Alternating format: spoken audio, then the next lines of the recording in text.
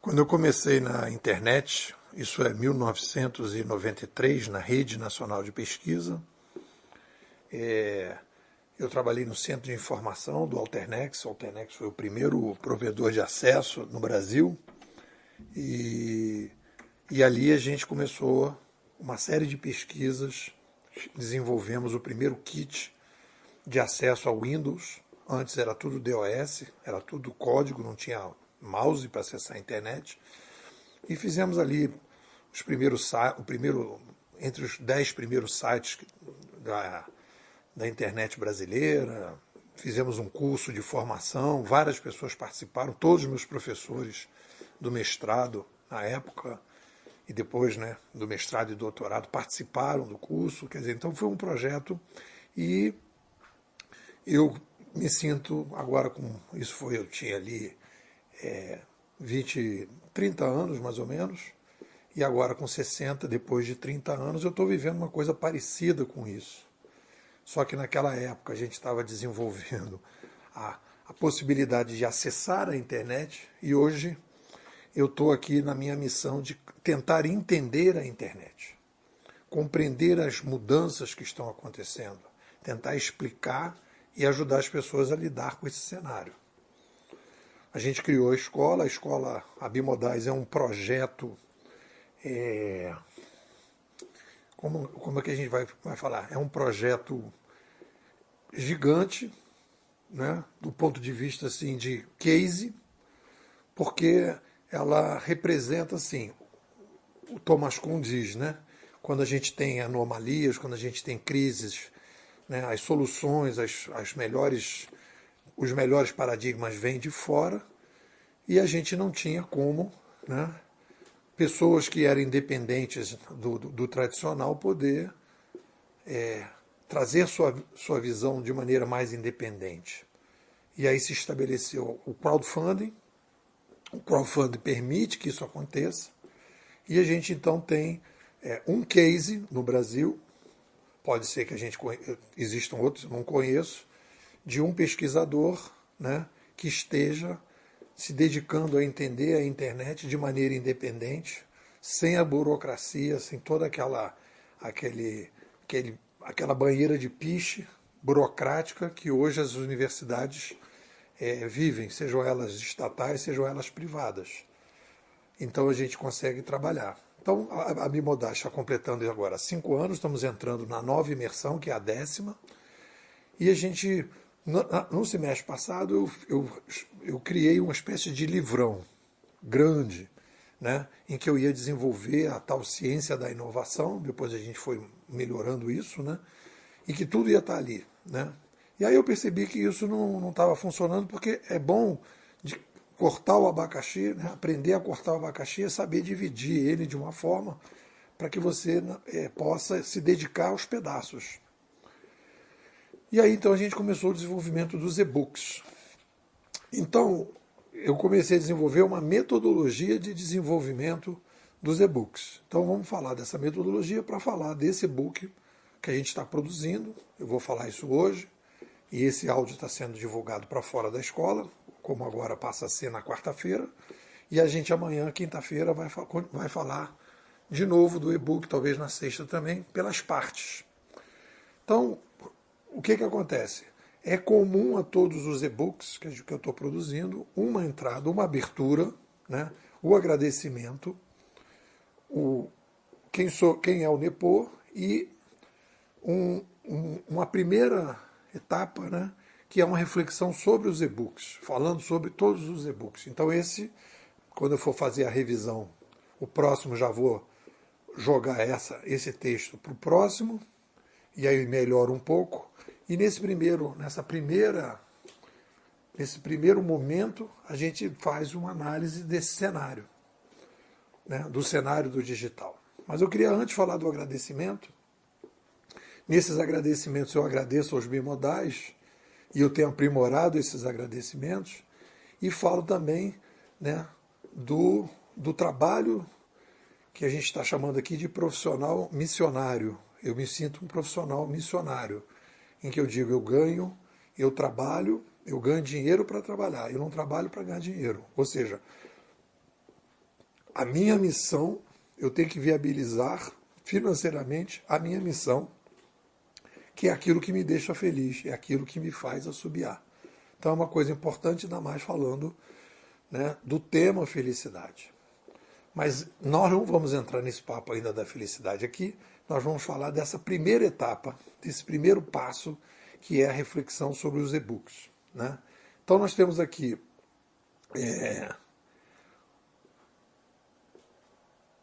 qual é o problema do mundo. O Thomas Kuhn nos ensina que a gente vive, que a ciência é feita de quebras de paradigmas. Então, nessa introdução aos e-books, eu tenho que dizer o seguinte: nós estamos vivendo uma anomalia. O conceito é dele. Uma anomalia é quando os fatos não rimam mais com as teorias. Então a gente está vivendo uma anomalia da ciência social. Essa anomalia da ciência social, ela precisa ser resolvida. Coloquei como frase de destaque do artigo: vivemos hoje uma grande anomalia da ciência social e por causa disso não conseguimos entender o digital. Enquanto a anomalia da ciência social não for devidamente corrigida, continuaremos vivendo essa sensação de cego em tiroteio. Aí fiz um mapa mental em que eu faço as sugestões de como a gente vai trabalhar com essa anomalia. Aí coloco: diante do digital, para que possamos entender esse novo cenário, é preciso diagnosticar que vivemos uma revolução de mídia que provoca outras revoluções, tais como no conhecimento, na informação e na indústria. Não podemos confundir de forma alguma causa com consequência. Aqui eu estou alfinetando as pessoas que dizem que a gente está vivendo uma revolução no conhecimento, ou uma revolução da informação, ou uma revolução industrial. Elas são sub-revoluções. A revolução principal é de mídia.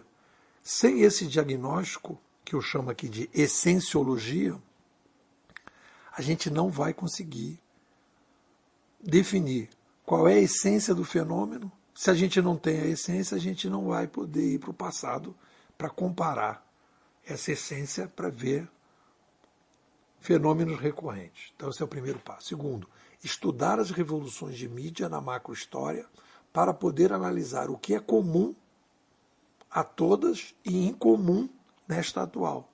O que é comum nas revoluções oral, escrita manuscrita, escrita impressa e digital? O que é comum?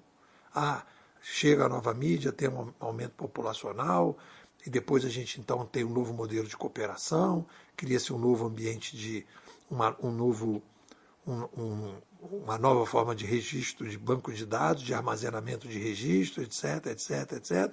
E a partir dali a gente cria novas linguagens e tal. Tudo isso é comum. E o que é incomum? Para a gente poder ver o digital.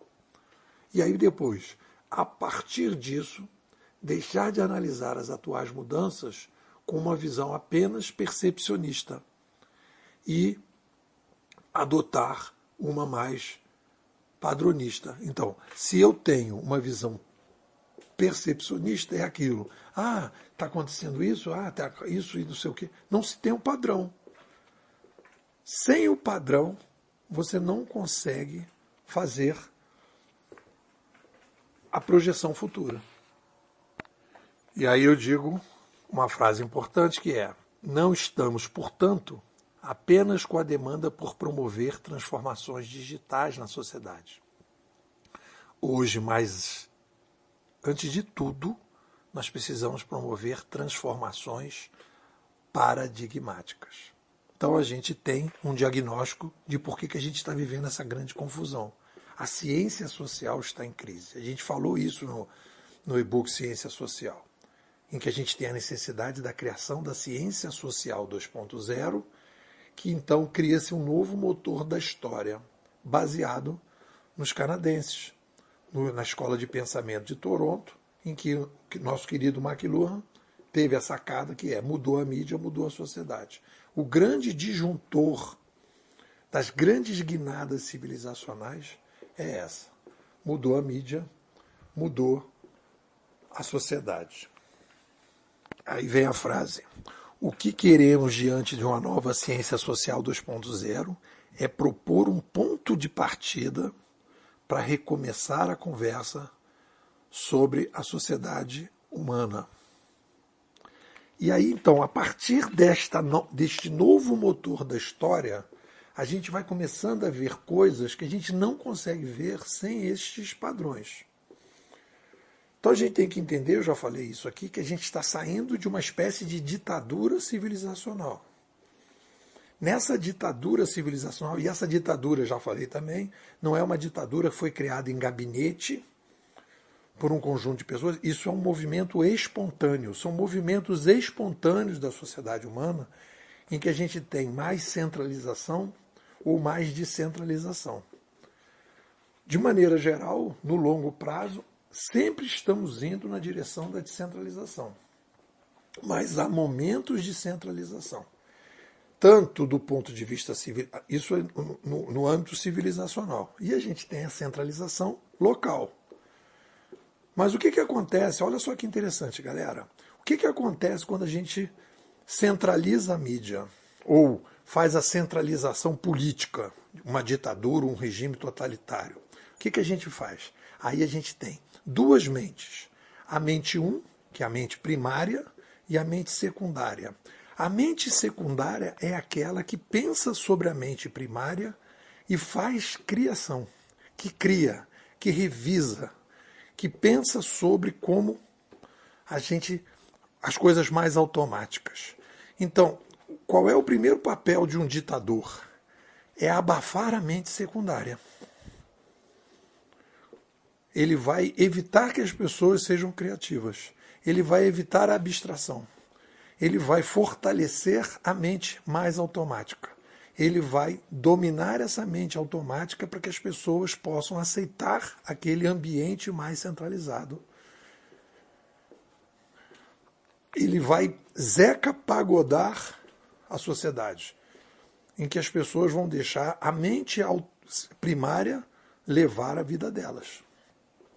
Elas vão Zeca pagodar, a mente primária vai levar.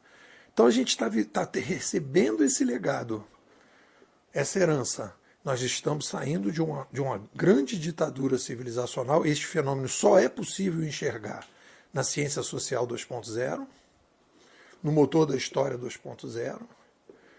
E aí a gente então tem uma herança, né, de paradigmas.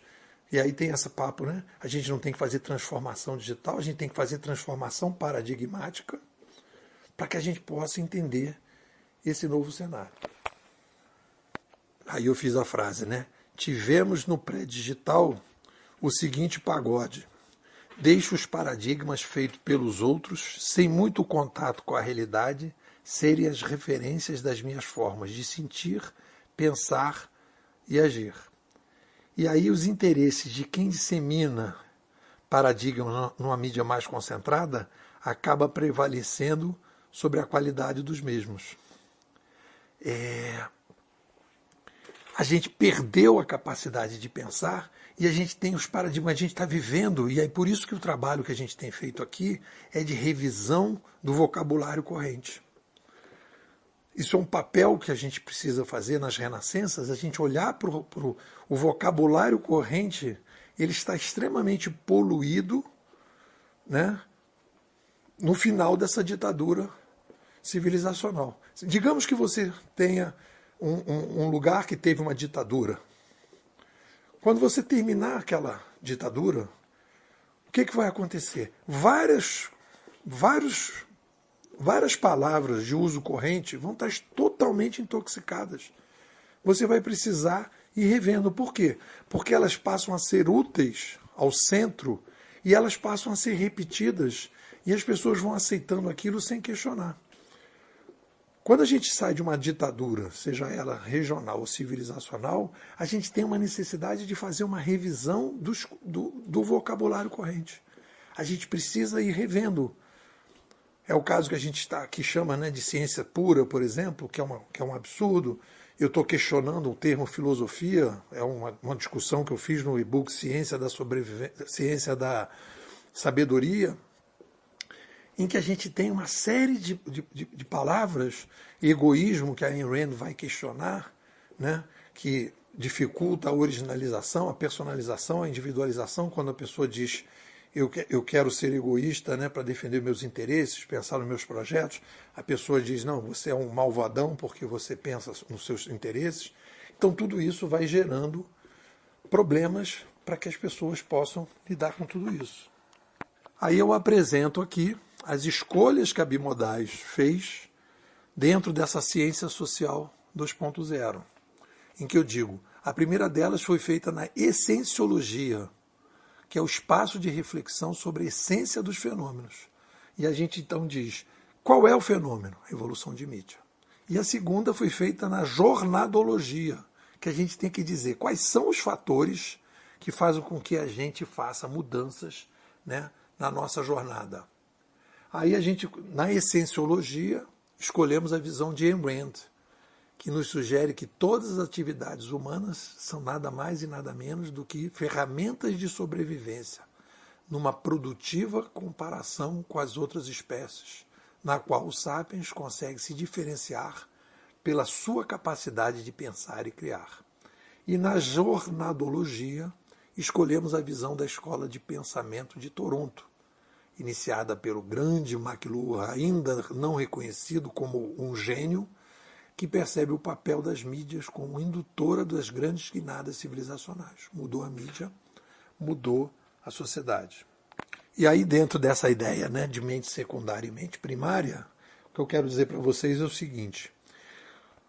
Quando vem a frase que eu destaco como a melhor frase que eu achei do trabalho de hoje, de revisão do e-book que vai sair, vai ficar pronto essa semana. Quanto mais criamos, mais sapiens nos tornamos. Vou repetir. Quanto mais criamos, mais sapiens nos tornamos. Quanto mais usamos a mente 2, que é o que nos diferencia das outras espécies, as outras espécies só têm a mente 1, e nós temos a capacidade da mente 2. Repenso, logo sou sapiens. Revisando Descartes, né? Repenso, logo sou sapiens. E em sendo sapiens, eu sou mais sapiens, eu aumento a minha taxa de sapienciedade quando eu boto a mente secundária para trabalhar. Penso, né? Repenso, logo sou sapiens. Quanto mais criamos, quanto mais repensamos, mais sapiens nos tornamos. O que vocês dizem? Você está recebendo esse áudio, ele é quarta-feira, eu estou publicando os áudios internos da escola para o público externo. Eu quero te convidar para fazer parte da Bimodais. A Bimodais é um projeto inovador, é um crowdfunding de pesquisa, em que os meus alunos bancam uma pesquisa de estudo, né, do mundo digital, das consequências que a gente vai ter a partir desse cenário, e em várias áreas. E no caso aqui nós estamos fazendo análise da felicidade na civilização 2.0, temos várias outras estudos. O pessoal que está na escola está tendo um upgrade muito grande, uma visão padronista do cenário e não percepcionista, e todo mundo precisa dessa visão para poder enxergar mais longe. Então estou te convidando para fazer parte da Bimodais. A gente começa agora em julho de 2023 a nossa 10ª imersão, 5º ano da escola. O valor é R$700 e você pode vir e aproveitar ao máximo dessa riqueza, né, dessa visão que começa há 70 anos no Canadá e que a gente vem aprimorando e melhorando. O que você me diz? Se você está afim, me manda um zap. 21 99608 6422. Vou repetir. 21 99608 6422. Nepô, quero sair de Matrix, quero ser um bimodal.